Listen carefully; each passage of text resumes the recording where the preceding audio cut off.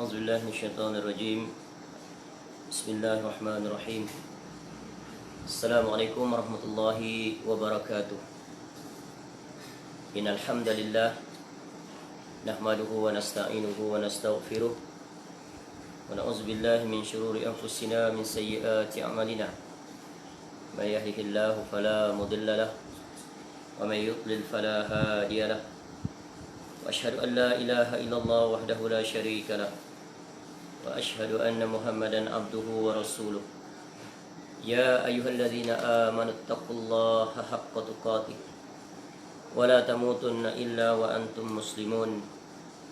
يا أيها الناس اتقوا ربكم الذي خلقكم من نفس واحدة وخلق منها زوجها وبث منهما رجالا كثيرا ونساء. واتقوا الله الذي تساءلون به والأرحام إن الله كان عليكم رقيبا. يا أيها الذين آمنوا اتقوا الله وقولوا قولا سديدا يصلح لكم أعمالكم ويغفر لكم ذنوبكم ومن يطع الله ورسوله فقد فاز فوزا عظيما. أما بعد فإن أصدق الحديث كتاب الله وخير الهدي هدي محمد صلى الله عليه وسلم وشر الأمور محدثاتها وكل محدثة بدعة وكل بدعة ضلالة وكل ضلالة في النار. Allahumma inna nas'aluka ilman nafi'ah. Ya Allah, kami memohon kepada Engkau ilmu yang bermanfaat, wa rizqan thayyiba, dan rezeki yang baik, wa amalan mutaqabbala, dan amal yang diterima. Alhamdulillah, kita bersyukur kepada Allah SWT. Allah masih lagi memberikan kita keizinan, peluang dan kesempatan dapat kita bertemu kembali pada malam ini untuk kita menyambung majlis pembacaan dan penjelasan serta mengambil beberapa faedah daripada hadis-hadis yang dibuatkan di dalam kitab Arba'in fi Mabanil Islami wa Qawaidil Ahkam, atau yang lebih dikenali sebagai Arba'in An-Nawawiyah, yang disusun oleh Al-Imam Al-Muhaddith Al-Faqih Yahya bin Sharaf bin Muri An-Nawawi Ad-Dimashqi Asy-Syafi'i, seorang ulama besar yang lahir pada tahun 631 Hijrah dan meninggal pada tahun 676 Hijrah dalam usia yang muda, iaitu sekitar 45 tahun.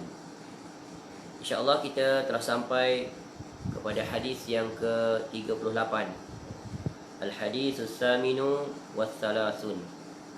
Baik, kita langsung saja membaca hadis ini dan kemudian terjemahannya, kemudian penjelasan-penjelasannya. Al-Haditsus Tsaminu Wath-Thalathun. Qala Al-Imam An-Nawawi rahimahullah an Abi Hurairah radhiyallahu anhu qala Rasulullah sallallahu alaihi wasallam, inna Allah ta'ala qala man adali waliyan faqad adantuhu bil harb wa ma taqarraba ilayya 'abdi bi syai'in ahabba ilayya mimma aftaradtuhu alayhi wa la yazalu 'abdi yataqarrabu ilayya bin nawafil hatta uhibbah fa idza ahbabtuhu kuntu sam'ahu alladhi yasma'u bihi wa basaruhu alladhi yubsiru bihi wa yadahu allati yabtishu biha wa rijlahu allati yamshi biha wa la in sa'alani la u'tiyannah wa la in ista'adhani la u'idhannah. Rawahu Al-Bukhari. Baik, hadis ini adalah hadis yang sangat agung yang diriwayatkan dari Abu Hurairah radhiyallahu an. Dan ini merupakan hadis yang terakhir, hadis yang ke-9 yang datang daripada riwayat Abu Hurairah radhiyallahu an, yaitu Abdul Rahman bin Sakhar Ad-Dawsi At-Tamimi radhiyallahu an, semoga Allah meridainya. Dia berkata, qala Rasulullah sallallahu alaihi wasallam, adalah Rasulullah sallallahu alaihi wasallam telah bersabda, Innallaha ta'ala qala, sesungguhnya Allah Ta'ala yang maha tinggi telah berfirman, man adali, barang siapa yang memusuhi, yang memerangi, yang memusuhi, waliyan, terhadap waliku, faqad, maka sungguh, azantuhu bil harb, aku telah menyatakan perang ke atasnya. Wa ma taqarraba ilayya 'abdi bi syai'in, dan tidaklah taqarraba, mendekatkan diri, ilayya, padaku, hambaku, 'abdi, bi syai'in, dengan sesuatu, ahabba, yang lebih dicintai, ilayya mimma, ilayya, padaku, dari apa yang iftaratuhu, yang telah aku wajibkan, alaihi, baginya. Wala yazalu, tidak berhenti dia, berterusan maknanya, abdi, hambaku, yataqarrabu, mendekatkan diri, ilayya, kepadaku, bin nawafil, dengan amalan-amalan sunnah, amalan sunnah yang sunat, hatta, sehingga, uhibbah, aku menyintainya. Faiza, maka apabila ahbabtuhu, jika atau apabila aku telah menyintainya, kuntu, jadilah aku, sam'ahul ladzi, sebagai pendengarannya, yang yasma'u, dia mendengar, bihi, dengannya, wa basarahu, dan penglihatannya, alladzi, yang yubsiru bihi, dia melihat dengannya, wa yadahu, tangan dan tangannya, allati, yang yabtishu biha, yang tangannya itu dia berbuat, dia bekerja dengannya, dia menggunakan tangannya untuk berbuat sesuatu, tangan dia digunakan untuk berbuat. Warijlahu, dan kakinya, allati yamshi, yang dia gunakan untuk berjalan, biha, dengannya. Walain sa'alani, walain, dan sungguh, jika dia meminta, la'u'tiyannahu, sa'alani, dia meminta kepadaku, la'u'tiyannahu, aku sungguh akan memberikan kepadanya. Wala inis, dan sungguh jika ista'adzani, dia minta perlindungan padaku, sabda, tidaklah seorang mendekatkan diri kepadaku dengan sesuatu yang lebih aku cintai dari beribadah dengan apa yang telah aku wajibkan atasnya. Dan hambaku berterusan mendekatkan diri kepadaku dengan amalan-amalan sunnah sehingga aku menyintainya. Jika aku telah menyintainya, maka aku adalah pendengarannya yang dia gunakan untuk mendengar, penglihatannya yang dia gunakan untuk melihat, tangannya yang digunakannya untuk bekerja, dan kakinya yang digunakan untuk berjalan. Jika dia meminta kepadaku, nescaya akan aku berikan, dan jika dia minta perlindungan daripadaku, nescaya aku akan lindungi. Baik, hadis ini adalah hadis qudsi. Hadis qudsi yang kedua. Kalau tak silap, hadis yang kedua atau yang ketiga. Nanti akan ada yang keempat, yang terakhir, penutup pada kitab ini. Dan kita telah jelaskan bahawa hadis qudsi adalah hadis yang Nabi SAW riwayatkan langsung daripada Rabb-nya, dalam bentuk susunan kata bahasa Nabi SAW. Jadi hadis yang ke 38 ini menjelaskan tentang hal yang berkaitan dengan wali-wali Allah. Menjelaskan tentang wali-wali Allah. Jadi kita letakkan tajuknya, hendaklah kita menjadi wali-wali Allah Subhanahu wa taala. Jadi dalam bab ini akan ada beberapa perbahasan atau penjelasan. Yang pertamanya iaitu definisi, maksud, apakah yang dimaksudkan dengan wali? Yang kedua, apakah ciri-ciri wali? Kerana apa? Kerana kenyataannya ada sebahagian daripada kelompok Islam, umat Islam, yang mengkhususkan wali itu hanya ada pada kelompoknya, khusus orang-orang yang dinasabkan kepada mazhab sufi, orang-orang tarikat, menganggap guru-guru mereka itu adalah wali-wali. Bahkan kadang-kadang di antara mereka itu bersaing, mengatakan guru mereka wali yang paling nombor satu, wali kutub di dunia ini. Adakah benar dakwaan mereka itu? Dan di antara ciri yang mereka sebut wali-wali mereka itu adalah memiliki karamah-karamah yang berbagai, mencari adat. Adakah itu definisi yang selaras dan sesuai dengan ayat-ayat Al-Quran dan Sunnah? Maka hadis ini menjelaskan. Begitu juga akan kita lihat daripada qala Allah dalam Quran tentang Definisi wali dan ciri-cirinya. Kemudian kita akan lihat juga tingkatan-tingkatan kewalian seseorang di sisi Allah. Kerana wali itu memiliki tingkatan-tingkatan. Ya, sebagaimana syurga memiliki tingkatan-tingkatan, maka orang-orang yang menjadi wali itu juga bertingkat-tingkat. Ya. Dan harus diingat, wali itu ada dua kategori. Satu, dinamakan dia sebagai wali Allah, iaitu wali Allah Ta'ala. Satu lagi adalah wali syaitan. Dan sungguh, sebuah kitab yang sangat perlu kita miliki, iaitu kitab yang ditulis oleh Al-Imam Ibn Taymiyah rahimahullah. Satu kitab yang menjelaskan tentang perbezaan Al-Furqan baina awliya'ir rahman wa awliya'ir syaitan. Kitab yang sangat bagus. Maka milikilah kitab itu. Kalau tak silap, kitab itu sudah diterjemahkan, tapi dalam bahasa Indonesia, tapi cantik. Terjemahannya bagus dan terbitannya juga bagus. Beli kitab itu. Sangat terperinci penjelasannya, iaitu Al-Furqan, iaitu pembeza baina di antara awliya Ar-Rahman, iaitu awliya Ar-Rahman, iaitu wali-wali Ar-Rahman, yakni wali Allah Ta'ala, dan juga wali syaitan. Sebab ini perlukan ketelitian agar jangan kita berada di pihak wali syaitan.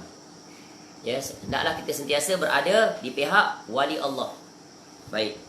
Kemudian dalam hadis ini juga kita akan melihat akibat buah daripada kecintaan seseorang kepada Allah.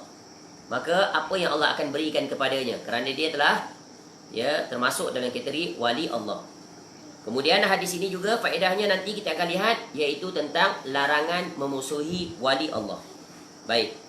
Jadi hadis ini yang diriwayatkan daripada Abu Hurairah radhiyallahu anhu sungguh satu hadis yang sangat agung, yang memberikan dorongan dan motivasi. Yang pertamanya adalah untuk mengetahui hadis ini adakah kita termasuk di dalamnya atau sebaliknya. Itu yang pertama. Yang keduanya, hadis ini memberikan dorongan dan motivasi agar kita bersungguh-sungguh untuk menempatkan diri kita agar termasuk di dalam hadis ini. Kerana menjadi wali Allah adalah orang-orang yang mendapat kecintaan. Bila seseorang mendapat kecintaan, maka nanti di negeri akhirat Allah akan berikan dia nikmat, iaitu syurga seluas langit dan bumi. Baik. Jadi hadis ini di antara beberapa faedah yang penting yang dapat kita raih. Yang pertamanya adalah sebelum kita memasuki penjelasan, kita ingin mengetahui terlebih dahulu apakah yang dimaksudkan dengan wali. Siapakah mereka itu yang disebut sebagai wali?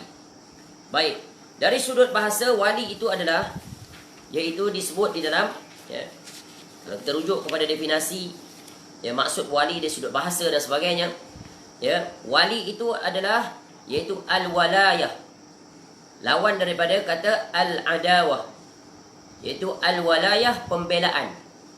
Yang kata dasarnya bermakna adalah al-mahabbah, yakni cinta, dan al-qurb, yakni kedekatan.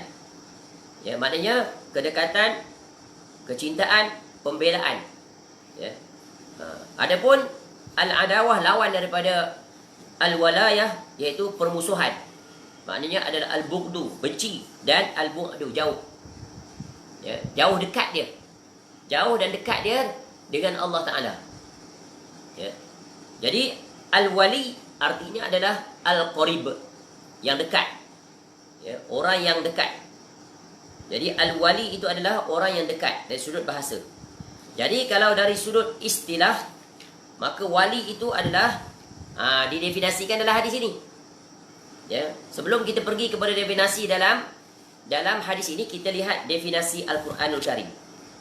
Al-Quranul Karim menjelaskan tentang siapakah mereka itu yang digelar sebagai wali. Baik.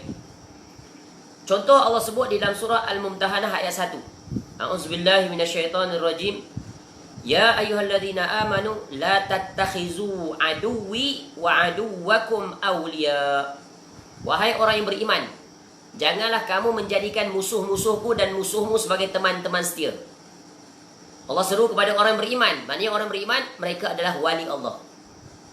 Sebab ayat yang datang setelahnya, jangan kamu menjadikan musuh-musuhku dan musuhmu sebagai teman setia. Al-wali, awliya, wali. Jadi close friend, best friend. Jadi pembantu, penolong. Iaitu musuh-musuh kepada agama Allah. Ya, barang siapa yang memusuhi agama Allah, maka dia adalah iaitu musuh, bukan wali. Barang siapa yang membantu agama Allah, maka dia adalah wali Allah. Ya. Dan kejelasannya lebih di mana Allah sebut di dalam surah Yunus ayat 62 hingga 63. Ala inna awliya Allahi la khawfun alaihim wa lahum yahzanun alladzina amanu kanu yattaqun. Ya, ingatlah wali-wali Allah itu tidak ada rasa takut pada mereka. Itu ciri khas nombor 1. Dan mereka tidak bersedih hati. Itu ciri nombor 2. Iaitu orang-orang yang beriman. Ni ciri nombor 3. Dan sentiasa bertakwa. Jadi ada 4 ciri. Iaitu wali Allah. Jadi setiap orang yang beriman dan bertakwa, maka mereka adalah wali Allah. Tidak takut. Iaitu ada pada sifat mereka beriman dan bertakwa. Kemudian mereka tidak ada rasa takut. Ya, dan mereka tidak bersedih hati. Jadi ini ciri yang sangat terang dan jelas definisi daripada Allah Ta'ala. Iaitu nak jadi wali, pertama syarat dia mesti bertauhid. Ya. Mesti yang keduanya adalah iaitu memiliki sentiasa bertakwa. Beriman dan bertakwa. Bila disebut beriman dan bertakwa, maknanya dia memiliki makna khusus. Kalau disebut satu-satu, dia merangkumi keseluruhannya. Kita dah sebut dah. Bila dia bersatu, dia berpisah. Bila dia berpisah, dia bersatu. Itu kaedah. Bila kita jumpa sebutan-sebutan yang berkaitan dengan iman, yang berkaitan dengan Islam, yang berkaitan dengan takwa, yang berkaitan dengan amal soleh, maka dia bila disebut secara bersendirian, maka dia menggabungkan seluruh Islam. Akidah, ibadah, akhlak dan seluruhnya masuk dalam definisi. Jika Islam disebut secara bersendirian, jika iman disebut secara bersendirian, kalau dalam kes ini disebut secara berpasangan. Beriman dan bertakwa. Beriman maknanya apa? Iaitu orang yang ni dalam hati dia, iman, amalan hati. Adapun bertakwa, amalan zahir, iaitu amal soleh. Jadi beriman dan beramal soleh, menghimpunkan keseluruhannya. Ya. Jadi orang-orang yang beriman dan bertakwa, orang-orang yang beriman dan beramal soleh, mereka termasuk dalam cakupan iaitu para wali Allah. Boleh faham? Jadi ini membatalkan dakwaan-dakwaan mengatakan wali Allah ini khusus orang tertentu. Dia telah mencapai darjat tertentu. Ketua bagi jamaah tertentu, ketua bagi tarekat-tarekat aliran sufi tertentu. Ini dia wali. Bukan. Ya. Jadi wali itu adalah yang hakiki, wali yang hakiki yang benar adalah wali yang betul-betul menunaikan iaitu yang terkandung dalam kalimah syahadatain. La ilaha illallah dan Muhammad Rasulullah. Sejauh mana dia beriltizam dengan tauhid yang murni, tauhid yang dibawa oleh Nabi sallallahu alaihi wasallam. Ya, kemudian sejauh mana dia ittiba'ur rasul, melaksanakan seluruh perintah Nabi SAW, ibadah dan berpegang teguh dengan sunnah Nabi SAW, dan tidak mencampur adukkan dua kalimah ini dengan perkara-perkara yang membatalkan atau menguranginya atau menyelisihinya, maka mereka bukan wali Allah. Contoh, dia mengaku dia mentauhidkan Allah, tapi perbuatannya banyak yang membawa dia kepada jalan-jalan kesyirikan. Bagaimana dia akan jadi wali Allah? Kerana dia menyelisihi tauhid, melakukan kesyirikan. Dia minta pada orang mati, pergi ke kuburan.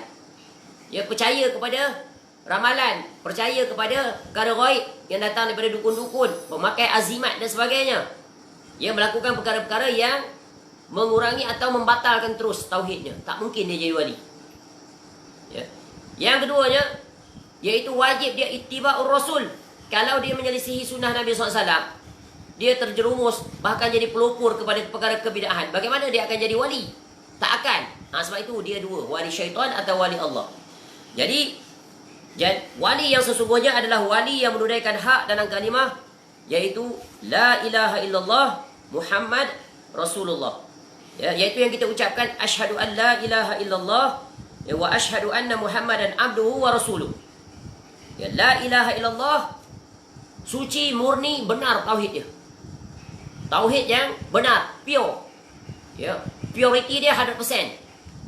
Tu.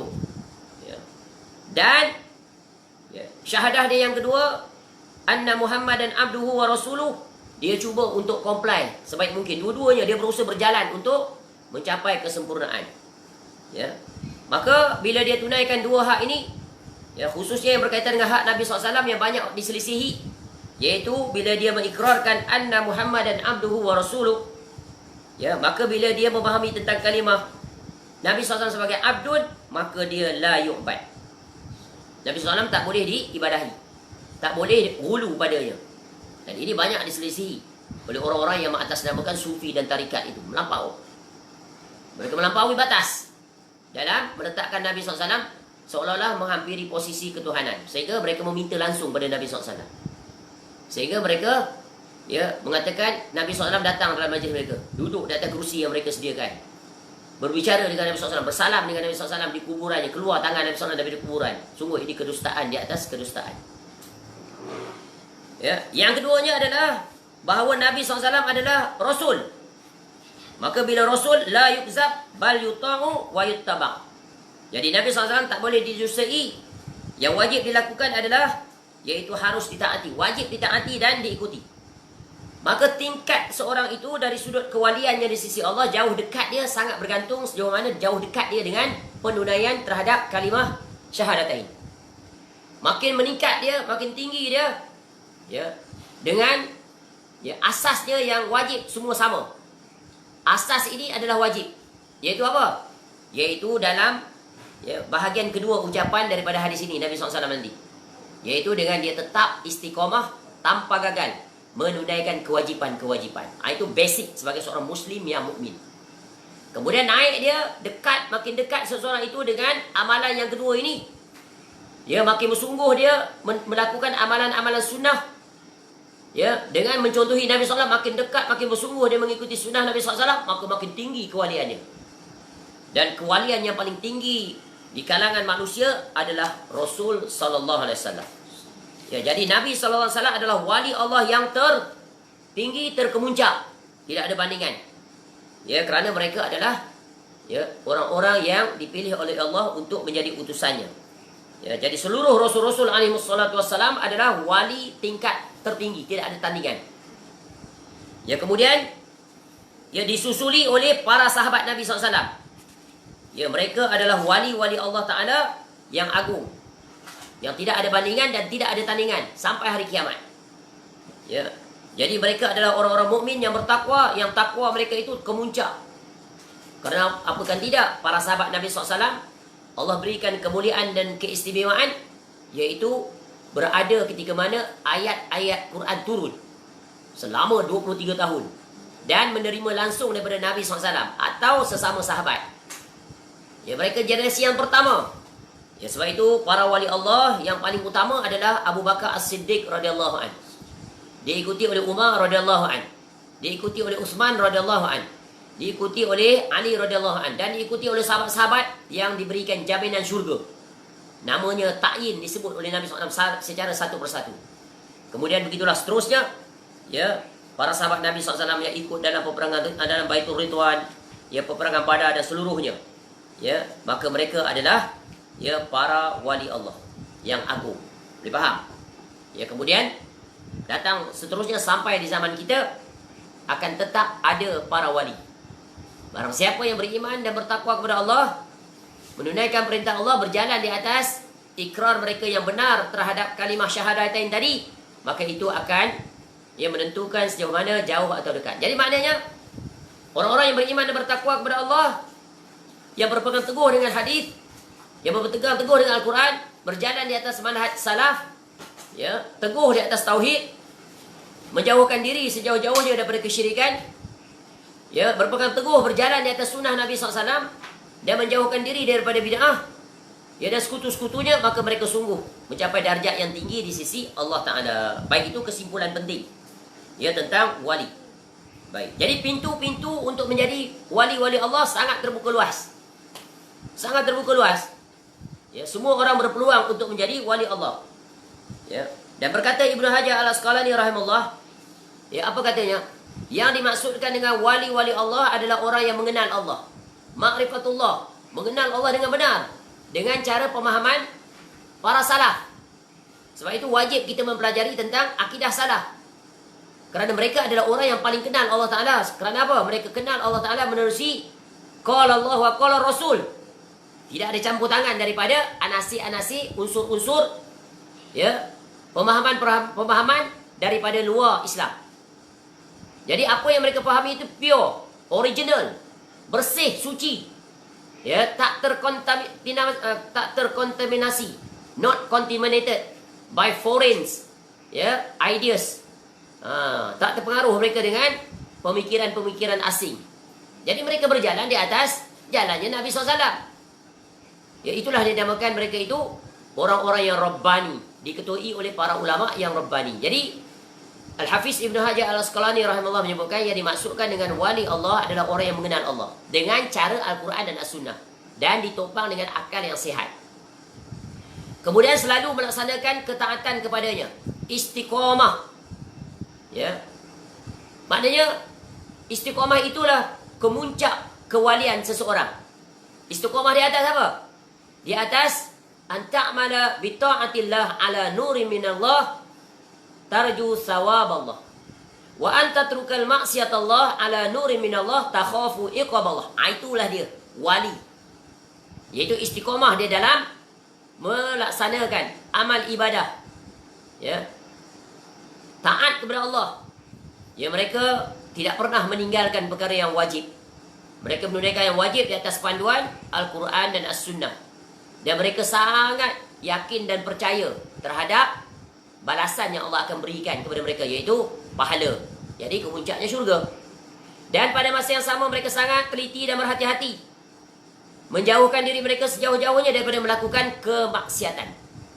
Kerana apa? Kerana mereka tahu, ya, Allah Ta'ala murka terhadap kemaksiatan. Mereka takut terhadap azab seksa Allah, iaitu api neraka. Inilah dia orang yang bertakwa, melaksanakan ketaatan kepadanya dan ikhlas dalam beribadah kepadanya. Mukhlishina lahuddin. Ini kan berkaitan dengan hadis yang pertama dan hadis sebelum ini. Baik. Jadi, iaitu di antara definisi yang sangat jelas yang disebut oleh Al-Hafiz Ibn Hajar Al-Asqalani rahimahullah. Kenapa? Mengambil istinbat daripada ayat Al-Quran yang kita sebut tadi. Dan para wali Allah itu bertingkat-tingkat. Ya, bertingkat-tingkat. Ini kita bagi kesimpulan dulu, kemudian kita akan ambil hadis ini. Allah sebut di dalam surah Fatir ayat 32, tingkatan-tingkatan para wali Allah. Thumma awrasnal kitab alladhina astafaina min ibadina faminhum zalimun li nafsihi wa minhum muqtasid wa minhum sabiqun bil khairat biiznillah. Dzalika huwal fadlul kabir. Kemudian kitab itu kami wariskan kepada orang-orang yang kami pilih di antara hamba-hamba kami. Nampak tak? Hamba-hamba kami itu adalah wali-wali Allah. Wali Allah ciri khas dia mesti hamba. Hamba kepada Allah.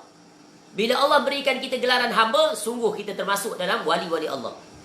Sebab kita di dunia ini hendaklah kita berusaha untuk meraih menjadi hamba Allah. Sebab kita bukan tuan, kita hamba. Rabb kita itulah adalah Rabb yang menciptakan, yang memerintahkan untuk kita tunduk, taat, patuh kepada Allah Ta'ala. Ya. Lalu di antara mereka ada yang menzolimi diri sendiri. Tu hamba-hamba Allah. Mereka beriman, bertakwa, tapi mereka jatuh dalam dosa dan maksiat. Ya, menzolimi diri. Ya. Tapi mereka masih seorang mukmin. Ini wali tingkat paling rendah. Dia seorang Muslim, dia beriman, tak melakukan kesyirikan, tapi dia banyak melakukan dosa. Bahkan dia meninggalkan larangan Allah, atau dia buat, ya, atau dia abaikan, ya, yang sunat apatah lagi tak buatlah dia. Ya, yang wajib pun dia tinggalkan, yang maksiat lagi dia langgar. Maka ini adalah orang-orang yang menzolimi diri sendiri. Tapi dia tetap wali di sisi Allah. Kerana apa? Masih ada sekelumit iman, tapi paling rendah. Sebab apa? Sesiapa yang dimasukkan ke dalam syurga, mereka adalah wali Allah di dunia.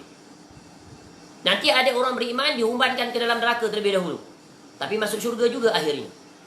Ada orang beriman masuk langsung ke syurga, dan masuk di syurga itu pula bertingkat-tingkat sesuai dengan keimanan dan ketakwaan mereka. Bagaimana mereka memposisikan diri mereka sebagai hamba yang berpangkat wali. Ya. Ciri khas wali apa? Beriman. Maknanya dia apa? Dia tunduk pada Allah, dia yakin dia ada Rabb yang wajib diibadahi. Ya. Dengan satu syarat, dia tidak melakukan syirkun akbar. Yang kedua, wali Allah peringkat pertengahan, iaitu muqtasid, iaitu mereka yang melakukan yang wajib-wajib, Wajib dia buat. Menghalalkan yang halal, mengharamkan yang haram. Masih ingat tu hadis tu? Ya, iaitu menghalalkan yang halal, mengharamkan yang haram. Kita telah lihat hadis tersebut. Ya, yang berkaitan dengan seorang sahabat Nabi SAW datang kepada Nabi SAW. Ya, lalu dia kata apa? Ya, dia kata, bagaimana pendapat engkau ya Rasulullah? Ya, ara'aita iza sallaital maktubat wa sumtu Ramadan wa ahlaltul halal wa haramtul haram wa lam azid ala dzalika syai'a. Adkhulul jannah? Betul. Qala na'am. Ini dia muktasid. Hadis yang ke-22. Ya, dia mengadu. Dia cerita tentang ehwal amalan daripada Nabi SAW. Ya, aku solat, puasa, halalkan yang haram, halalkan yang halal, haramkan yang haram. Dan aku tak tambah sedikit pun. Maknanya dia buat yang wajib. Masuk syurga tak aku ni? Naam. Tapi syurga tu kan bertingkat-tingkat. 100 tingkatan. Nanti Allah akan tetapkan di mana syurga yang akan dia tempati. Tapi masuk syurga. Tu wali Allah. Ya. Dia tidak melakukan perkara yang sunat ataupun kadang-kadang je dia buat. Tak sungguh dia. Yang wajib, wajib. Jadi hadis ini ayat ini menjelaskan, nanti hadis juga menjelaskan bahawa syarat asas, syarat wajib nak jadi wali Allah mesti buat yang wajib. Tu dia. Ya. Kemudian kelompok yang ketiga, inilah kelompok yang terdekat dengan Allah, yaitu wa minhum sabiqum bil khairati biiznillah. Yaitu ya, ada pula di antara mereka itu hamba-hamba Allah Ta'ala ini yang lebih dahulu berbuat kebaikan dengan izin Allah. Ya. Zalika huwal fadlul kabir. Jadi mereka itulah kurnia yang besar. Ya. Yaitu tingkat ketiga, yaitu mereka belum berlumba dalam kebaikan. Fastabiqul khairat. Hadis sebelum ni pun kita dah banyak lihat albir dan sebagainya. Ya. Dan kita lihat hadis yang sangat agung, yaitu hadis yang telah kita ambil faedah daripada Muaz bin Jabal. Ingat tak hadis yang kemuncaknya penentunya adalah lisan. Mula dia tanya tentang amalan, Nabi SAW bagi tahu amalan wajib. Kemudian Nabi SAW bagi tahu amalan sunat. 3 amalan sunat yang besar. Puasa, sedekah sunat dan apa? Solat malam. Kemudian Nabi SAW terangkan kesimpulan pokok agama. Kemuncaknya jihad. Kemudian pokok segala semua itu yang menjaga semuanya acceptable or disqualified dari sudut pahalanya adalah al-lisan. Ya, baik. Jadi hadis ini diterangkan oleh hadis-hadis yang lain.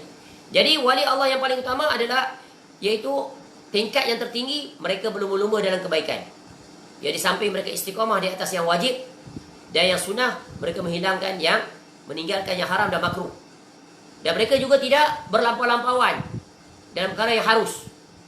Ya, sehingga kan yang harus itu seolah-olah bagi mereka adalah perkara yang perlu ditinggalkan.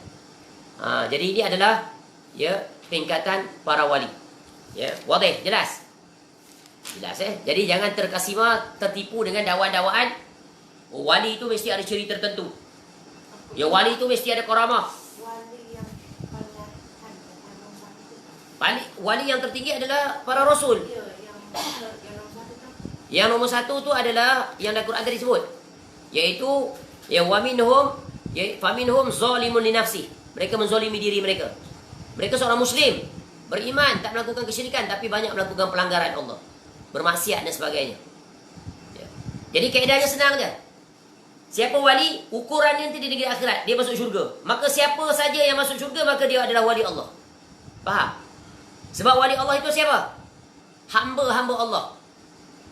Tu hamba-hamba Allah. Kan Allah sebut, summa awrasnal kitab allazi nastafaina min ibadina. Ibadina, hamba-hamba kami.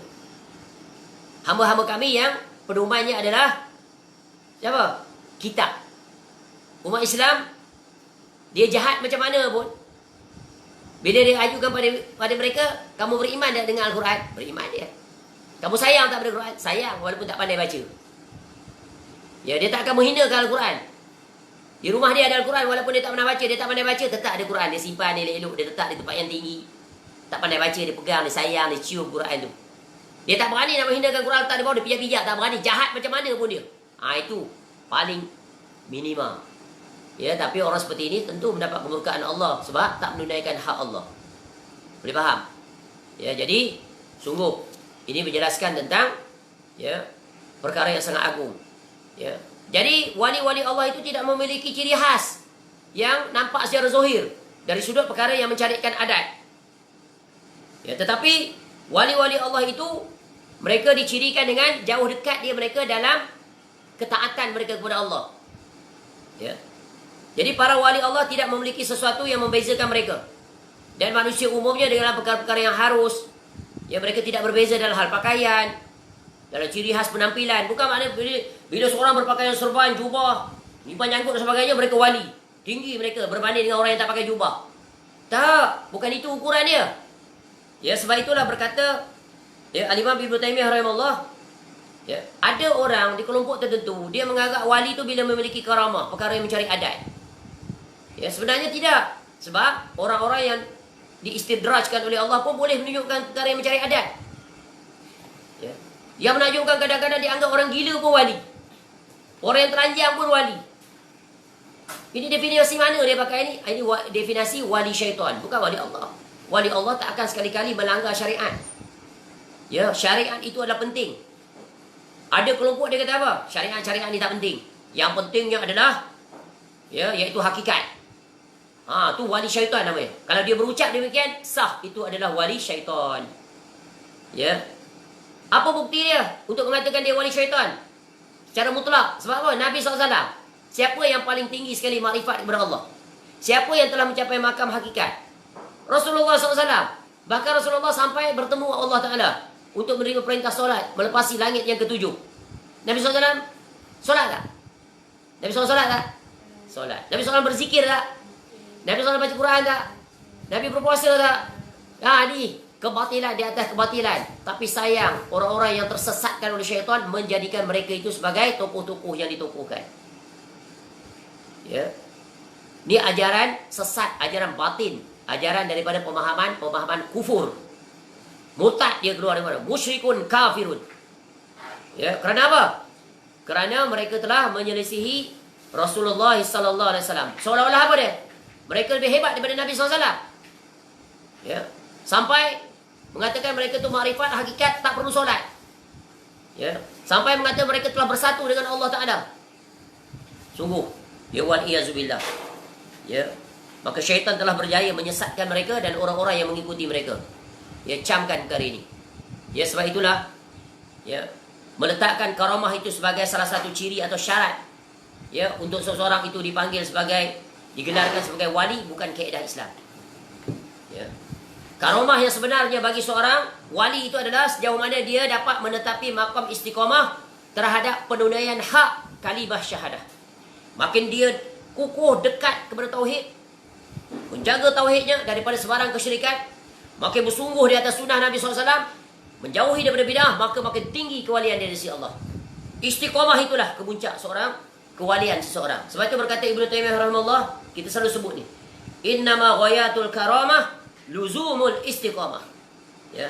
Sesungguhnya puncak kemuliaan, puncaknya karamah seseorang itu adalah sejauh mana dia dapat menetapi makam istiqamah. Istiqamah di atas apa? Perjalanannya untuk menjadi hamba Allah yang sesungguhnya. Dengan dia berusaha untuk berada pada kelompok yang ketiga, iaitu Al-Quran sebut sabiqum bil khairat, iaitu waalaikumsalam, yang bersungguh-sungguh berlumba-lumba, yang meningkatkan amalan mereka dari masa ke semasa di atas petunjuk Al-Quran dan As-Sunnah. Sebab itu berkata Al-Imam Ibnu Qayyim Al-Jauziyah rahimahullah, ya, salah seorang murid terdekat, murid utama kepada Ibnu Taimiyah rahimahullah ketika mensyarahkan kitab Madarijus Salikin Baina Manazil Iyyaka Na'budu wa Iyyaka Nasta'in. Satu buku disiplin tentang tasawuf yang sangat menakjubkan, yang mendatangkan qala Allah wa qala Rasul, berjalan tasawufnya di atas petunjuk Al-Quran dan As-Sunnah. Miliki buku itu dan pelajari. Baca, banyak sekali faedah yang tak terhitung, terutamanya pada mukadimah, menjelaskan tentang kaedah-kaedah beribadah kepada Allah. Apa kata Ibnu Qayyim Al-Jauziyah rahimahullah? Ya, dengan menakalkan dengan perkataan para arifin, arif billah, orang-orang yang kenal Allah dalam berjalan kepada Allah dengan cara yang dituntut oleh Allah dan Rasulnya. Apa kata beliau rahimahullah? Jadilah orang-orang yang selalu istiqamah, bukan orang-orang yang menuntut karamah. Kerana sesungguhnya jiwa kamu itu bergerak, ya, tergerak untuk meraih karamah, padahal Rabbmu memerintahkan kamu agar istiqamah. Faham? Ni biasa dalam orang-orang yang terlibat dengan tasawuf ni, dia ajar. Oh, membesarkan kisah-kisah karamah. Oh, Tok Guru dia sekian-sekian boleh berada di 10 tempat. Ya, Tok Guru dia, ya sekarang jasad aja di sini, tapi di Mekah pun ada, dia sedang solat di Mekah. Ini semua kebatilan di atas kebatilan. Sebab apa? Dakwaan-dakwaan. Ya. Mereka ini lebih hebat daripada para sahabat Nabi SAW. Para sahabat Nabi SAW, ya, nak pergi ke negara-negara lain untuk menyebarkan dakwah, ikut cara uruf kebiasaan manusia, tabiatnya. Bersusah payah merentasi gurun, gunung, bukit, danau dan sebagainya.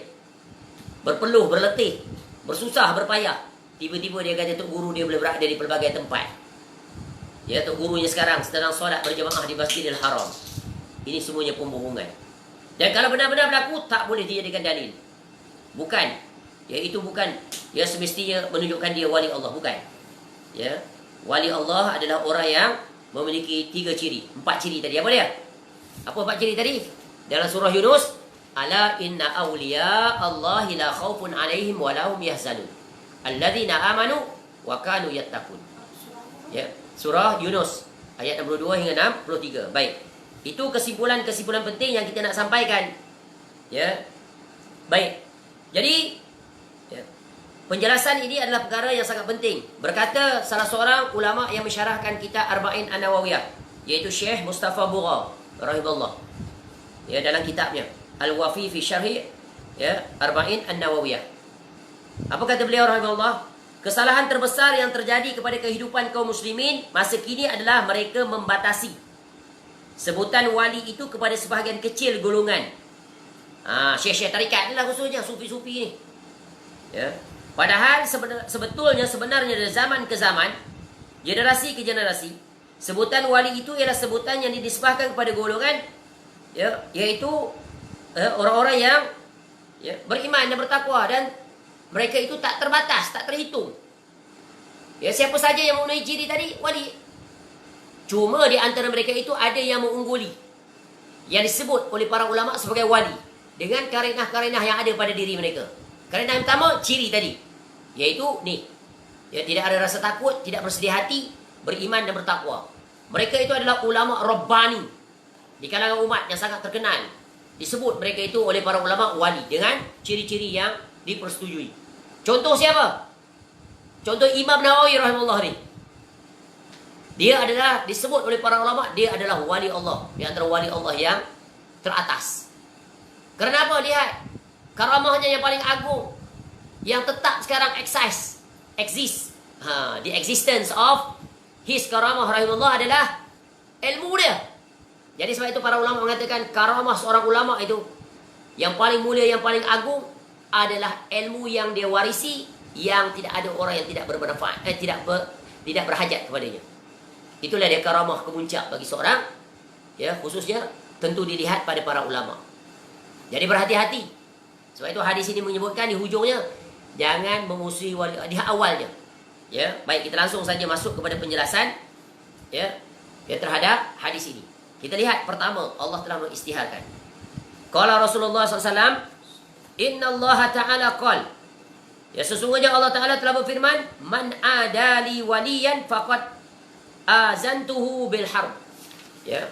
Barang siapa ya yang memusuhi ya wali-wali Allah, ya, maka Allah mengisytiharkan perang terhadap dia.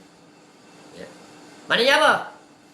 Murka Allah Ta'ala terhadap orang yang memusuhi wali-wali Allah. Ketika mana umat-umat yang diutuskan kepada mereka rasul-rasul.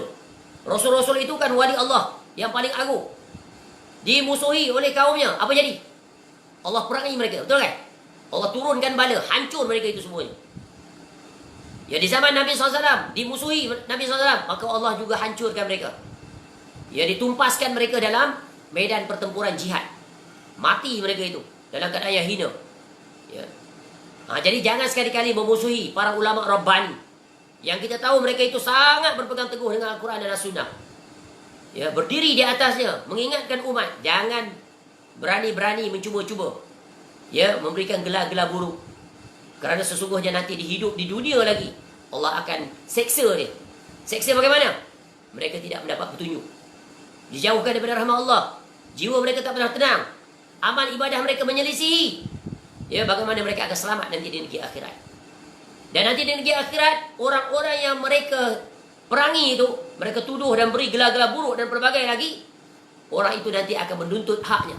Kerana mereka telah dizolimi ketika mana mereka telah meninggal. Tak dapat nak defend diri dia. Itulah bencana. Kalau kita memusuhi khususnya wali-wali Allah yang telah meninggal dunia.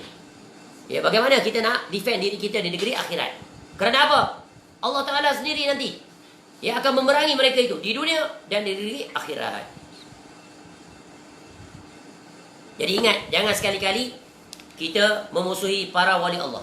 Jaga lisan, tahan lisan. Ya, apatah lagi kamu itu tidak ada jasa langsung di dalam agama. Kitab apa pun tak tulis, mengajar pun tidak. Ya, bahasa Arab pun tak menguasai. Ya, buku-buku pun tak dah baca, tiba-tiba dengan lancangnya memberi komentar. Ulama sesat. Ya, ulama pembicara pada masyarakat, beri gelar berbagai. Buruk-buruk gelarannya.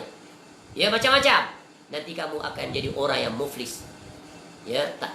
Jangan mensia-siakan diri kamu di dunia. Ya, berhati-hati. Jangan menzalimi diri sendiri. Ya, tu tadi menzalimi diri sendiri, akhirnya rugi selama-lamanya. Ya, baik. Jadi ini pesanan dan peringatan Nabi SAW. Jangan sekali-kali memusuhi wali-wali Allah. Siapa wali Allah tadi? Ulama Rabbani yang duduk tangga teratas di zaman kita. Ya, dan orang-orang yang berjalan bersama dengan mereka. Maka hendaklah bersama dengan mereka. Kemudian Nabi SAW memberikan satu. Yang pertama, kaedah nak jadi wali ni macam mana? Iaitu wama taqarraba ilayya 'abdi bi syai'in ahabba ilayya mimma aftaratuhu alaihi. Ya. Jadi Nabi SAW bagi kaedah nak jadi wali Allah ni, yang pertamanya apa? Tidaklah hamba-Ku mendekat kepadaku dengan sesuatu yang lebih aku cintai daripada hal-hal yang aku wajibkan kepadanya. Hamba-Ku tidak henti-hentinya mendekatkan diri kepadaku dengan ibadah sunnah sehingga aku mencintai. Jadi nak jadi wali Allah ni, mula-mula basic needs dia adalah requirement yang wajib ada nak jadi wali, iaitu menunaikan kewajipan. Perintah Allah. Ya. Amal-amal yang diwajibkan ke atas hamba, iaitu dengan melakukan amal wajib, maka dia akan mendapat kecintaan. Ya, dan ini telah kita sebut ada kaitan dengan hadis yang ke-22 dan hadis yang ke-30. Hadis 22 kita dah sebut tadi. Seorang lelaki datang pada Nabi SAW. Ya, dan hadis yang ke-30. Ya, hadis yang ke-30 iaitu hadis yang menjelaskan tentang sabda Nabi SAW, iaitu sesungguhnya Allah Ta'ala telah menetapkan kewajipan-kewajipan, maka jangan kamu mengabaikannya. Kita dah syarah dulu. Rujuk kembali. Inna Allah Ta'ala farada faraida fala tudayyi'uha. Ada rujuklah di hadis itu. Maka hadis ini berkaitan dengan hadis ini. Sebab itu kita selalu sebut, Imam Nawawi rahimahullah ni kecerdasannya adalah meletakkan hadis yang pelbagai, scattered everywhere, but closely interrelated. When you put it together, you can see the overview of the whole hadis. Sebab itu bila seseorang menguasai 42 hadis ini, maka dia telah menjadikan dirinya mendapat susunan yang sempurna untuk menjadi hamba Allah yang benar-benar beriman dan bertakwa. Kemuncaknya dia termasuk dalam kategori wali-wali Allah. Ya, jadi Arba'in An-Nawawi ini memberikan jalan, guideline, how to achieve our end destination in this dunia, to become hamba Allah, ya, secara automatik menjadi wali Allah. Dan terserah kepada kita untuk menjadi wali Allah tingkatnya mana. Ya, yang makin menghampiri dekat dengan Allah, maka hadis ini menjelaskannya. Dan hadis yang sebelumnya. Tapi hadis ini adalah hadis yang paling jelas, paling konkret, paling clear, crystal clear, sebab disebut, iaitu tentang wali-wali Allah. Boleh faham? Ya. Jadi Nabi SAW bagi syarat nak jadi wali Allah yang pertama, iaitu menunaikan amal-amal wajib. Sebab amal wajib adalah syarat basic, minimum requirement untuk enter paradise, untuk menjadi di dunia wali Allah. Ya, kemudian Nabi SAW bagi faedah tambahan. Kalau kamu nak jadi wali yang lebih tinggi, yang lebih dekat tingkatannya, maka lakukanlah yang kedua. Ya, apa yang kedua? Wala yazalu abdi yataqarrabu ilayya bin nawafil hatta uhibbah. Tu. Ya. Jadi tidak henti-henti seorang hamba itu dia berusaha untuk mendekatkan diri kepadaku dengan ibadah-ibadah sunat. Ibadah sunnah yang dimaksudkan sini, ibadah sunnah yang sunat. Yang mula-mula tadi, ibadah sunnah yang wajib. Ingat, sunnah tu ada dua. Ya. Yang bentuk mendekatkan diri kepada Allah. Sunnah yang wajib, sunnah yang sunat. Itu namanya sunnah hasanah. Lawan pada tu, nak jadi wali syaitan, iaitu sunnah sayyi'ah. Sunnah yang dikeji, yang terkeji, yang tercela. Termasuk dalamnya adalah bid'ah dalalah. Termasuk padanya maksiat. Ya. Dan kemuncak sunnah sayyi'ah adalah apa? Syirkun akbar. Termasuk kepadanya adalah bid'ah dalalah. Semua bid'ah dalalah. Kita dah sebut dalam hadis Irbad bin Sariyah radhiyallahu an, dan juga hadis yang keempat, man amila amalan laisa alaihi amruna fahuwa raddun. Baik, kembali. Jadi hadis ini bahagian kedua, wala yazalu abdi yataqarrabu ilayya bin nawafil hatta uhibbah, dijelaskan sebelum ini pada hadis yang ke-29 dan hadis yang ke-31. Ingat hadis yang ke-29, yaitu tentang soalan Muaz bin Jabal radhiyallahu an, yaitu akhbirni bi amalin yudkhilunil jannah wa yubaiduni anin nar. Kita sebut tadi kan, amal yang mendekatkan kepada syurga, menjauhkan daripada neraka. Apa dia? Asal yang wajib, basic, sama seperti hadis ini. Yang kedua, ya, nawafil. Dalam hadis itu disebutkan amalan tu. Nawafil itu apa? 3 amalan yang paling utama, yang menduduki ranking teratas dalam amalan nawafil. Apa dia? Iaitu puasa sunat, bersedekah, solat malam. Tu. Lagi dekat dia dengan solat malam pada Allah, makin dekat dia kewaliannya pada Allah. Tapi ingat, amalan-amalan ini bukan asal-asalan buat. Amalan-amalan itu mesti sesuai sunnah. Kalau dia berjalan di atas bid'ah, tidak ada guna. Tak jadi wali dia. Walaupun banyak amalan ibadah dia. Nanti di negeri akhirat, mardudun. Ya, raddun. Tertolak. Haba amansura. Jadi debu-debu yang berterbangan. Sebab itu hadis yang pertama mengingatkan kaedah yang sangat agung. Tapak yang wajib kita berdiri di atasnya, yaitu innamal a'malu binniyat. Hadis yang kelima, yaitu syarat yang kedua, yaitu ittiba'ur rasul. Ya, hadis yang kelima, hadis Aisyah radhiyallahu anha yang telah kita sebut. Yang dua-dua syarat ini tersimpul dalam kalimah tadi yang kita sebut, yaitu kalimah syahadatain. Masya Allah, menakjubkan ni hadis-hadis yang disebut oleh Imam An-Nawawi rahimahullah ni. Jadi kita padankan hadis pertama, syarat untuk diterima ibadah, ikhlas. Ya, ikhlas ini juga bergantung. Ya, ada kualitinya ikhlas, ada yang purely 100%, ada yang 1%, ada yang 50%. Itu bergantung kepada kesucian, kebersihan jiwa. Sebab itu datang hadis yang datang setelah itu apa? Menjelaskan tentang ala wahya qalb. Masya Allah. Ya, kalau kita susun dia dalam satu bentuk pemetaan, mind mapping, kita buat, kita akan nampak interrelated. Itu dalam istilah pengurusan moden dia panggil, ya, mind mapping ataupun interrelation diagram. Masya Allah, kalau Allah izinkan, kita akan table out dia, tabulated in term of illustration one page. Put all this scattered to puzzle, all this hadis together by crosslink. Ya, kita boleh letak panah dia, interrelated di mana, keyword di mana. Masya Allah, mudah-mudahan Allah berikan ya kemudahan untuk kita dapat visualize dalam bentuk ilustrasi. Dengan itu kita akan dapat satu pemetaan. Sebab itu the best, ya, the best of how to visualize, to remember, to memorize in one page. One page, ya, visualization. Kaedah dipanggil, kaedah moden dipanggil mind mapping or interrelation diagram. Masya Allah, nikmat. Baik, kembali. Ya, jadi hadis yang menjelaskan tentang amalan-amalan nawafil itu pada hadis yang ke-29 dan hadis yang ke-31. Ya, hadis yang ke-31 masih ingat? Ya, hadis yang ke-31 tentang, ya, tentang untuk mendapat kecintaan pada Allah. Masih ingat tentang seorang lelaki sahabat Nabi SAW datang. Lalu dia bertanya pada Nabi SAW, ya Rasulullah, dullani ala amalin iza amiltuhu ahabbani Allah, ya, ahabbani Allah wa ahabbani nas. Ya. Faqal izhad fid dunya yuhibbakallah wazhad fi ma indan nas yuhibbakan nas. Ingat. Hadis ini kan sebut mendapat kecintaan Allah. Betul kan? Jadi hadis ini menjelaskan.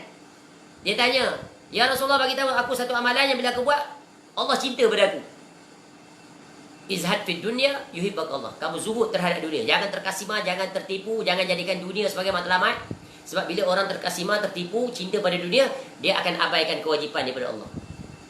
Mafhumnya begitu. Faham? Jadi kalau dia cinta kepada Allah, dia pasti akan zuhud. Dia nak dapat kecintaan Allah, dia zuhud. Jadi hadis ini menyebutkan tentang kecintaan masuk dalam ruang lingkup akidah. Iaitu wajib beriman bahawa Allah memiliki sifat cinta.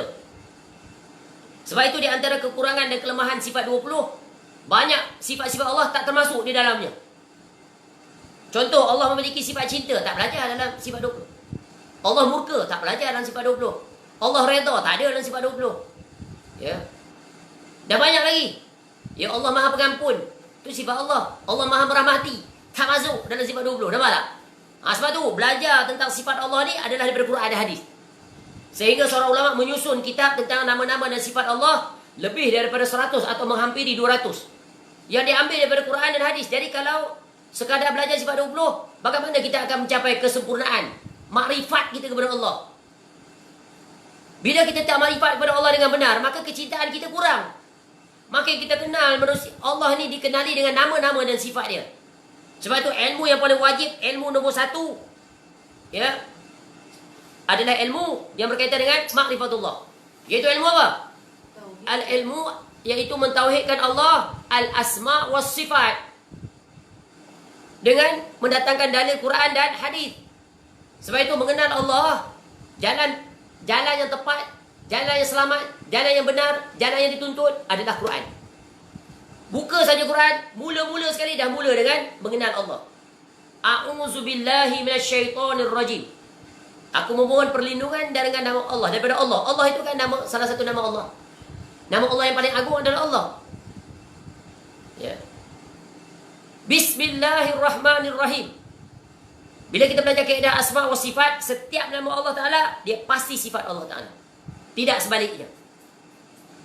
Faham? Contoh, Allah murka, itu adalah sifat Allah. Tapi bukan nama Allah. Nama Allah tak diambil daripada Al-Ghadab, tak ambil. Ya.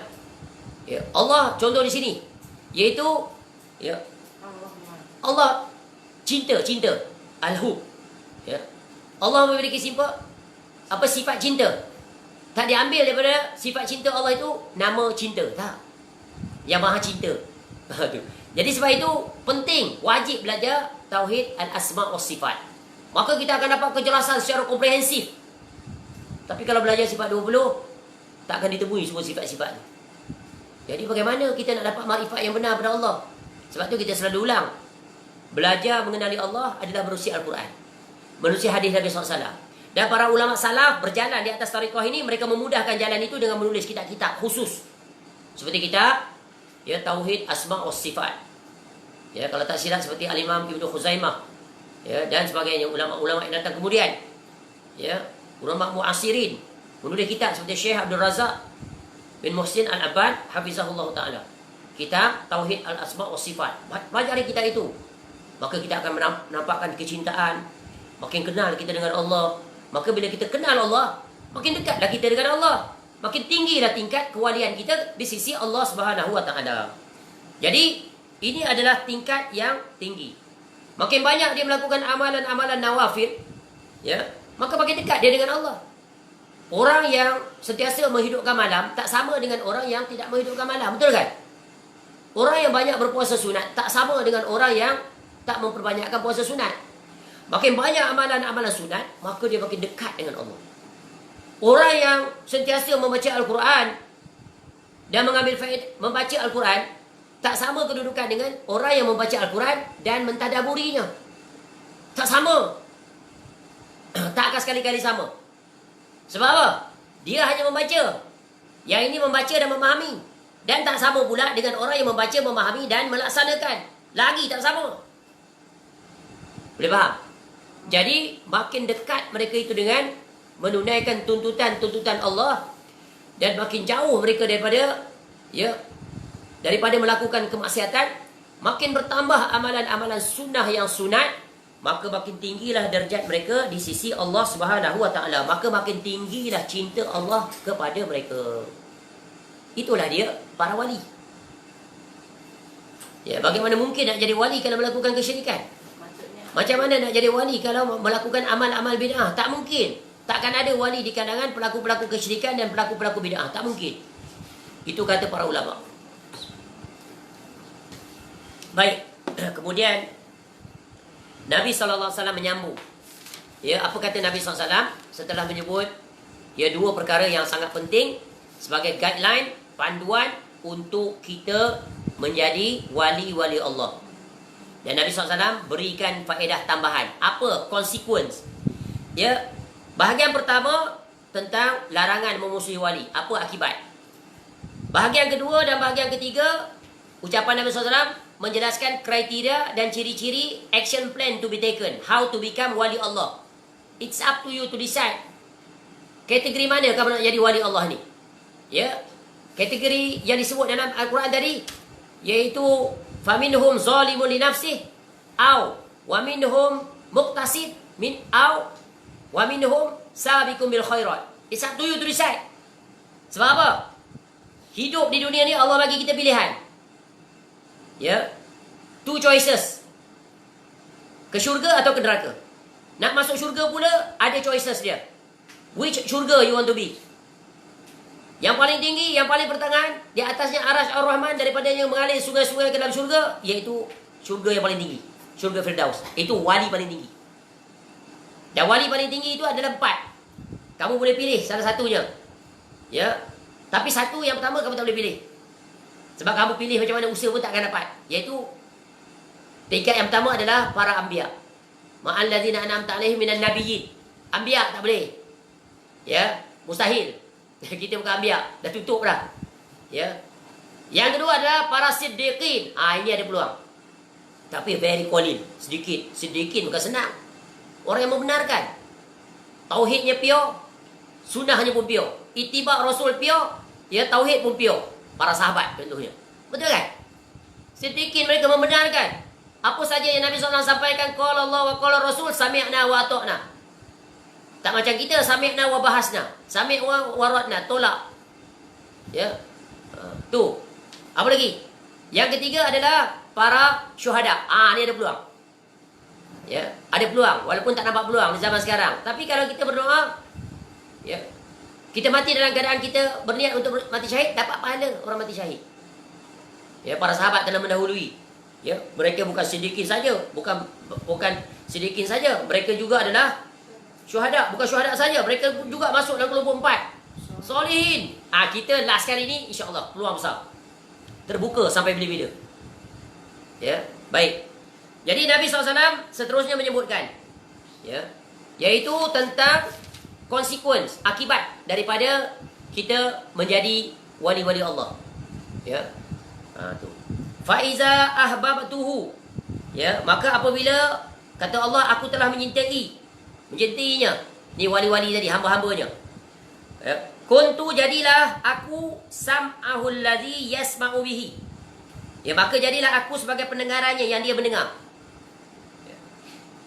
Wa basarahu alladzi yubsiru bih, dan penglihatannya yang dia melihat dengannya. Ya, penglihatan dia, maka Allah, ya, menyebut dengan penglihatan dia itulah, ya, maka, ya, aku melihat. Contoh. Ya, nanti kita akan jelas ni, bukan literal ni maksud dia. Ya, kemudian wa yadahu allati yabtishu biha, yang tangannya dia bekerja dengannya. Ya, tangan dia, ya, menjadi tangannya, Allah kata. Dia gunakan untuk membuat. Ya, warijlahu allati yamshi biha, dan menjadi kakinya yang ia gunakan untuk berjalan. Apa maksudnya hadis ni? Maksudnya apa dia? Mudah bahasa begitu. Maksudnya iaitu orang-orang yang menjadi wali Allah, mereka akan dapat penjagaan, perlindungan, bimbingan, pengawasan, pertolongan, dan apa saja yang dia perlukan daripada Rabb-Nya, iaitu Allah Ta'ala. Allah jaga dia agar sentiasa berada di makam istiqamah. Allah berikan pertolongan. Allah bantu dia untuk berbuat ketaatan. Allah jaga dia jangan terjatuh ke dalam kemaksiatan. Kalau dia tergelincir, dia menyedari dan dia bertaubat, dia insaf kembali kepada Allah. Tubu ilallahi taubatan nasuha. Maknanya Allah sentiasa mengawasi dan menjaga dia. Inilah dia nikmat yang paling agung. Allah tak biarkan kita terlantar, berbuat dah sesuka hati, tak. Bila terjatuh, kita insaf, kita sedar. Bila nak berbuat, diperingatkan. Ni maksiat, jangan sekali-kali jatuh. Ini nikmat bentuk pembalasan kerana kita berusaha untuk menjadi hamba Allah, menjadi wali Allah. Ya. Ini maksud, maknanya segala seluruh gerak kerja perbuatan diri kita Allah jaga. Ya, Allah utuskan para malaikat untuk reminder. Bila nak buat maksiat, ada reminder kat telinga. Ni maksiat, jangan berbuat. Ni masuk waktu solat dah, bangun. Kum. Ya. Dirikan solat. Tu. Ketika nak lihat benda maksiat, mata pun kelip, tutup, tengok ke lain, tak jadi. Nampak tak? Itu kita sendiri boleh ukur. Kita termasuk tak dalam kategori tu. Betapa banyak Allah jaga kita. Bukan hanya dalam urusan akhirat, dalam urusan agama, Allah jaga juga dalam urusan dunia. Ya, Allah beri kita nikmat panjang umur sampai saat ini. Dan Allah jadikan umur kita itu berberkah. Kita sentiasa berfikir, ya Allah, untuk menguruskan masa kita dalam keseharian kita. Bila sampai waktu maghrib, menyesal, ya Allah, hari ini tak banyak amal ibadah yang aku buat. Esok dia berazam, esok untuk esok pula. Nak mempertingkatkan lagi. Begitulah esoknya sentiasa dia evaluate diri dia to improve further. Ya, and then untuk eliminate segala kekurangan. Dan dia berusaha untuk meningkatkan. Contoh, kita bagi cara mudah je. Bagaimana setiap hari dia allocate masa untuk membaca buku, baca kitab. Konsisten, dia istiqamah. Ya, dia buka kitab, dia baca, makin hari makin bertambah. Akhirnya dengan bertambah usia, bertambah kitab yang dia telah habis selesaikan baca. Begitu juga dia belajar. Ikut kuliah, habis satu kitab, dia bukan jadi orang yang apa dia bagi istilah sejak ada sejak tak ada tu. Celup-celap macam mana? Dia bagi apa? Bukan cip semua. Betul lah itu istilahnya. Tapi ada satu istilah. Ya. Istilahnya ni, tenggelam timbul. Tenggelam timbul itu bukan orang istiqamah. Dia sentiasa timbul. Setiap majlisnya dia ada. Istiqamah. Ya, dia cari jalan, dia allocate time. Sibuk macam mana, I will allocate this time, very precious, just for spend 1 hour to 2 hours. For me to learn, study, ikut kuliah dan sebagainya. Kemudian dia allocate special time. At least per month, saya akan puasa sekurang-kurangnya 3 hari. Contoh. Ya. Saya akan berusaha untuk menghabiskan Al-Quran dalam sebulan. Katakan berapa page. Ya, berapa surah. Berapa juzuk. Atau saya akan istiqamah untuk dalam sehari membaca tafsir. 5 muka surat satu hari. Contoh. Atau setiap kali selesai solat, saya akan cuba baca 3 page. Maka inilah dia orang yang Allah akan bantu mereka. Allah bantu dia. Always remember, in our life, we are governed by our planning. Ya, jangan jadi seperti siput babi yang pernah kita sebut. Siput babi ni hidupnya tak tentu arah. Betul kan? Bukan siput babi itu anekdot dia. Siput babi berperancangan hidup dia, tapi nak jadi pengajaran, sindiran. Sebab apa namanya siput babi? Dia pun confused. Aku ni siput ke babi? Akhirnya dapat nama siput babi. Jadi anekdot yang dibuat iaitu jangan jadi seperti siput babi. Tak pasti tentang diri dan tak pasti dalam kehidupan. Aku ni siput ke babi sambil berjalan. Akhirnya dapat nama siput babi. Tak ada rupa babi pun. Siput ada. Tapi kenapa nama siput babi? Tu anekdot, sindiran tajam. Ya, siput babi tak salah. Yang salah kita. Jangan jadi seperti itu. Hidup tak tentu arah, tak ada perancangan. Makin meningkat usia, tak tahu apa pencapaian yang telah diraih. Sebab tu always remember, Islam ajar kita, ya ayyuhalladzina amanu taqullah wal tanzur nafsum ma qaddamat lighad wattaqullah. Wahai orang beriman, hendaklah kamu mempersiapkan, buat persiapan apa yang kamu telah persiapkan untuk hari esok, hari akhirat. What is your preparation? What is your planning to achieve? Apa yang akan diraih di negeri akhirat. Itu seorang Muslim, they must be a good planner. Mesti jadi seorang perancang yang hebat. Kita hidup ni dalam cycle kita 4 aja. Mula dengan planning. PDCA cycle dia panggil. Planning, plan, do, check and action. Atau dalam bahasa mudah, first you have to plan your work. Plan your work, work your plan. If you fail to plan, you are plan to fail. Ni Islam aja dalam ayat tadi. Planning is very important. To become humble, to become wali, you have to plan properly and execute accordingly. Come number 2. Execution part. Plan is not enough. You have to put into implementation. After you implement, next step to evaluate. Evaluate, muhasabah. Hasibu anfusakum qabla an tuhasabu. Wazinu qabla an tuzanu. Ni Umar radhiyallahu anhu bagi kaedah. Hisab diri kamu, evaluate diri kamu, muhasabah diri kamu sebelum kamu dimuhasabah, dihisab oleh Allah. Dan timbang amalan kamu sebelum kamu ditimbang amalan kamu di negeri akhirat. So, you have to evaluate. Once you evaluate, after you implement, next adalah to enhance, to improve further. After you do correction, then you prepare, and then improve further. Jadi lebih baik. Tadi mula dengan baca Quran 1 helai 1 hari. Naik lagi 2, naik lagi 3, naik lagi 4, naik lagi dan seterusnya. Jadi kaedah matematiknya, formulanya adalah proportional. Directly proportional, the equation. Makin meningkat usia, makin meningkat hari, makin bertambah amal.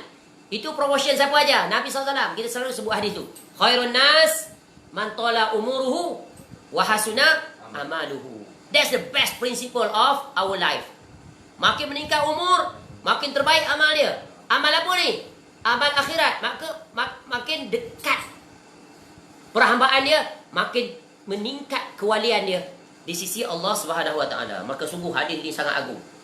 Jadi, bila dia telah mencapai makam wali, makin dekat, maka Allah lah yang akan menjadi pelindungnya. Allah yang menjadi pelindung. Ayat apa Surah Rahman? Allahu waliyul ladzina amanu. Sebut ayat tu. Sebab ayat ni ke? Baca saja. Allahu waliyul ladzina amanu. Kan ada ayat tu.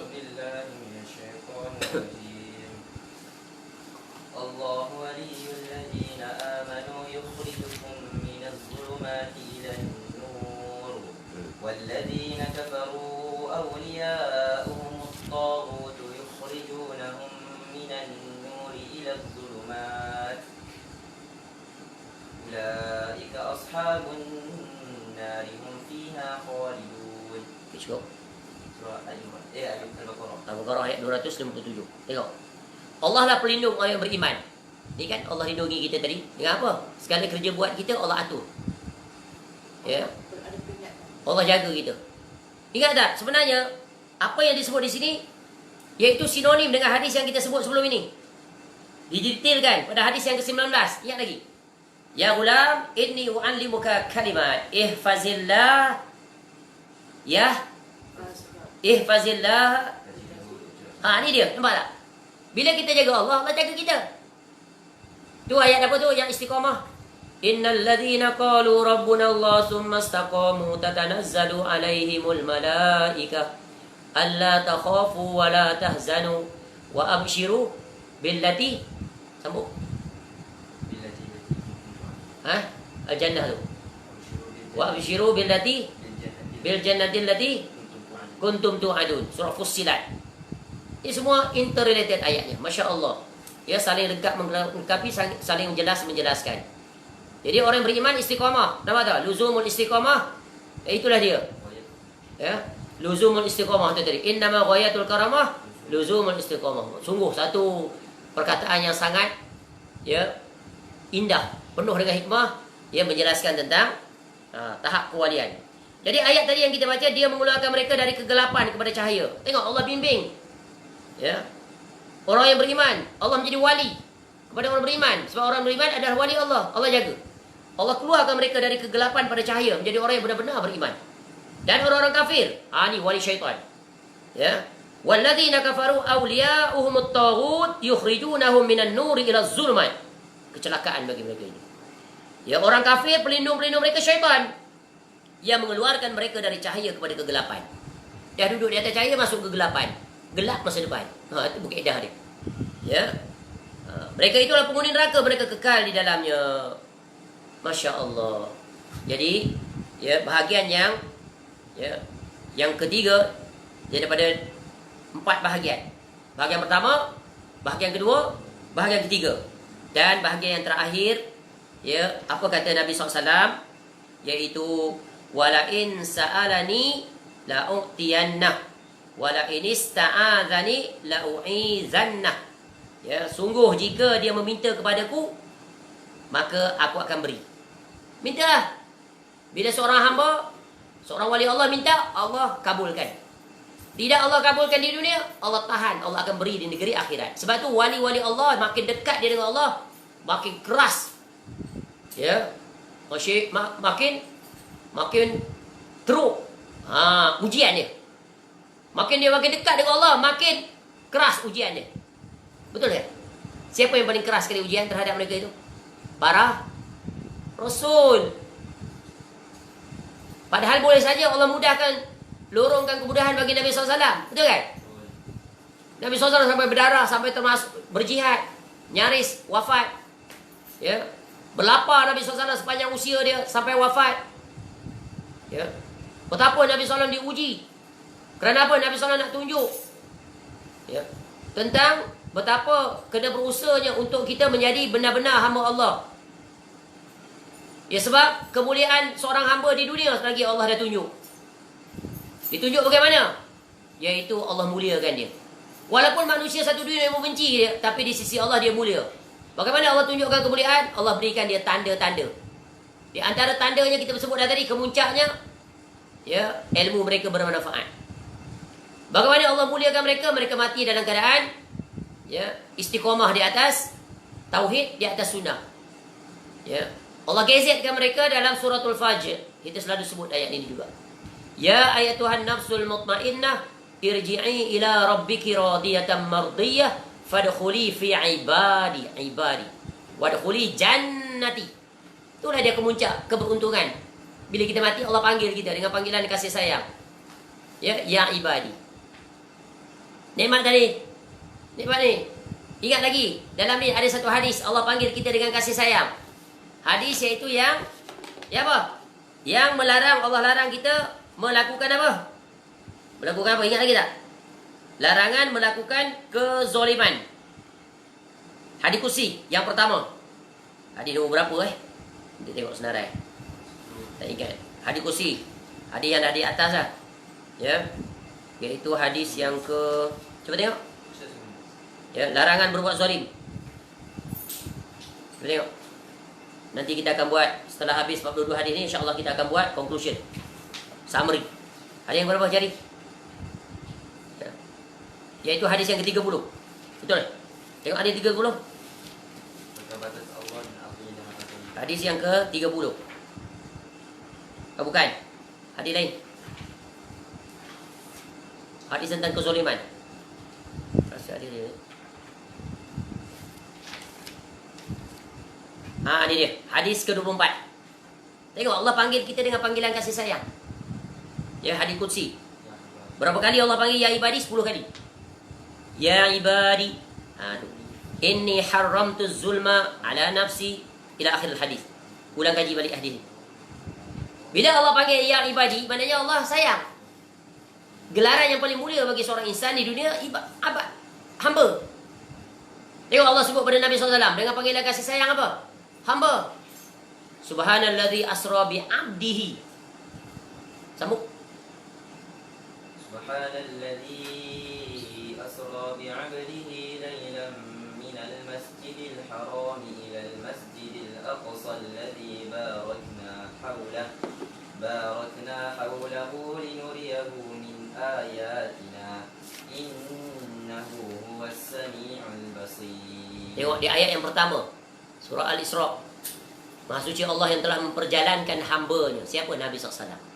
Daripada Masjidil Haram ilal Masjidil Aqsa alladzi barakna haula, yang diberkati di sekelilingnya. Pada malam hari, seorang hamba diperjalankan satu misi untuk bertemu dengan Allah. Berjalan malam adalah berjalan yang penuh nikmat. Malam, bumi didekatkan, tenang, aman, damai, sejuk, dingin. Betul kan? Apatah lagi melintasi langit yang ketujuh Nabi SAW. Masya Allah. Satu-satunya Rasul yang dimuliakan oleh Allah, melepasi langit yang ketujuh, bertemu langsung Allah di balik hijab, terima ibadah yang paling agung, solat 5 waktu. Sungguh barang siapa yang menjaga solat 5 waktu sesuai dengan tuntutan Nabi SAW, dia telah yang memmuliakan dirinya sebagai hamba Allah yang sejati. Baik. Jadi penutup daripada hadis ini adalah, sungguh aku akan beri kepada hamba-hambaku tadi, para wali tadi, bila mereka meminta. Ya, dan juga jika dia meminta perlindungan, maka aku akan lindungi. Jadi nikmat yang paling agung seorang hamba yang diraihnya ketika dia hidup di dunia adalah mendapat perlindungan Allah. Perlindungan Allah yang paling agung adalah dia dapat menetapi maqam istiqamah di dalam melakukan ketaatan kepada Allah, dan Allah mudahkan dia untuk berbuat amalan-amalan sunnah, dan dia berusaha untuk mempertikatkannya sampai hayatnya selagi dikandung badan. Dan kemuncaknya Allah berikan dia perlindungan ketika dia mati. Ayat yang kita baca tadi dalam surah Fussilat tu. Jangan takut dan jangan sedih. Kita dah sebut dah penjelasan tu ketika hadis qul amantu billah tsumma istaqim. Malaikat datang ketika malaikat maut nak ambil nyawa kita, dia peringatkan, don't worry, jangan takut. Kerana apa? Takut apa makna takut? Perkara yang belum berlaku. Sedih apa maksud? Yang dah berlaku. Takut kita nak mati. Tak ada orang yang tidak takut. Orang beriman takut, orang yang tak beriman lagi takut. Tapi malaikat kata jangan takut. Sebab apa? Kamu beriman, Allah pasti akan jaga kamu. Maka kami diutuskan untuk kamu. Tu. Nanti ketika berada di alam barzah pun jangan takut. Don't worry, don't be fear. Sebab di dunia kamu jadi hamba Allah. Allah akan jaga kamu di sini. Nanti kamu akan dapat jawab seluruh soalan. Tak payah hajar di atas kuburan itu. Otomatik boleh jawab. Sebab apa? Di dunia dia dah jadi wali Allah, hamba-hamba Allah yang taat. Maka Allah berikan dia lisan yang fasih. Man rabbuka? Rabbi Allah. Tuhanku adalah Allah. Wa man nabiyuka? Jawab Muhammad Rasulullah. Dan seterusnya. Tenang. Kemudian apa? Dihamparkan dia. Diberikan pakaian, diberikan wangian. Dihamparkan dia, nampak syurga. Keindahan dah, nikmat dah dalam alam barzah tu. Nikmat sebagai pembayang, nikmat yang hakiki nanti ni. Masuk syurga. Di dunia nanti ketika dia dibangkitkan, Allah lindungi dia, Allah naungi dia di bawah naungan arash. Kemudian nanti dia akan dapat ditimbang dengan amal, dapat buku catatan di sebelah kanan. Kemudian dia akan dapat menghampiri telaga Nabi SAW, dapat menghilangkan dahaga, minum. Bismillah. Kita dah belajar tentang akidah Al-Haud. Kemudian nanti Allah akan mudahkan urusan hisab dia. Dimudahkan. Berat timbangan, kemudian dilancarkan, mudah dia melalui titian sirat. Cepat seperti kilat. Tanpa hisab masuk. Mudah-mudahan kita termasuk dalam golongan tersebut. Amin ya Rabb. Baik, selesai sudah penjelasan tentang hadis yang ke-38. Secara ringkas, sungguh penjelasannya tentu sangat terperinci. Namun apa yang kita jelaskan ini secara sedikit sebanyak telah dikaitkan dengan hadis-hadis sebelum ini. Maka hadis dari yang pertama sampai hadis yang ke 38 ini, yang ke-38 adalah closely interrelated, saling menafsirkan, saling menjelaskan. Maka barang siapa yang mempelajari keseluruhan hadis ini, insya-Allah dia akan dapat tasawur yang jelas, gambaran yang jelas. Dengan itu akan menjadikan dia dimudahkan oleh Allah Ta'ala untuk mencapai maqam wali-wali Allah. Baik, insya-Allah panjang umur. Kita akan sambung dengan hadis yang ke-39. Hadis yang sangat ringkas, iaitu Allah mengampuni kesalahan-kesalahan. InsyaAllah datang penjelasannya besok. Selesai subuh seperti biasa. Mudah-mudahan Allah mempertemukan kita semula dalam majlis pembacaan hadis yang ke-39. Sedar, begitu cepat masa berlalu, sudah menghampiri penamat terhadap hadis ini. Mudah-mudahan Allah menyelesaikan untuk kita dan mengambil faedah dan berberkah, bermanfaat, dan Allah jadikan hadis ini dapat kita beramal dengannya. Wallahu a'lam. Segala kebaikan semuanya kembali kepada Allah. Wa ma bikum min ni'matin fa min Allah. Dan segala kekurangan, kesilapan dalam menjelaskannya, mudah-mudahan Allah mengampuni, khususnya menyampaikan dan kita kesemuanya. Semoga Allah menghimpunkan kita dan Allah menjadikan kita sebagai hamba-hambanya yang diterima, untuk dapat bersama dengan Al-Imam An-Nawawi rahimahullah yang besar sekali jasanya kepada kita dengan mendatangkan hadis-hadis ini, dapat bersama dengan Nabi SAW, iaitu Nabi SAW yang mewasiatkan, yang menyampaikan ucapannya. Sebab itu ketika kita menyampaikan hadis ini, seolah-olah kita sedang mendengar langsung daripada Nabi SAW yang menyampaikannya.